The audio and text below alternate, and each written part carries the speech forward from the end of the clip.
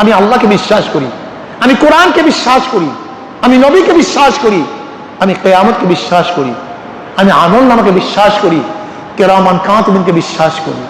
আমি জানি আমার সব কিছু হিসাব দিতে হবে, কিছু বাদ যাবে না। কাজে যারা বিশ্বাস করেন এদের থেকে আমি মিলান কেন? দরকারটা কি? হ্যাঁ, দরকারটা কি?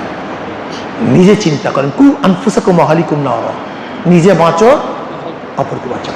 আমার ছাত্র বাবারা, আমার জ্ঞানী বাবারা, দেখো যেরকম দুনিয়ার একাডেমিক শিক্ষার মধ্যে যে যত ভালো কাজ করে তার রেজাল্ট তত ভালো হয়, ঠিক আমলের জিন্দিগির মধ্যে যে যত বলে আমল করে তার রেজাল্টও সুন্দর হয়।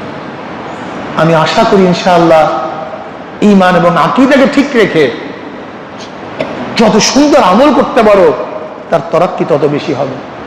যে যত পরীক্ষা লিখতে পারো তার রেজাল্ট তত সুন্দর হবে। ঠিক দুনিয়াতে যে যত আমল করতে পারি তার রেজাল্টও তত সুন্দর। আর একটা কথা বলবো, কোনো ব্যক্তি বাবার কথা শুনে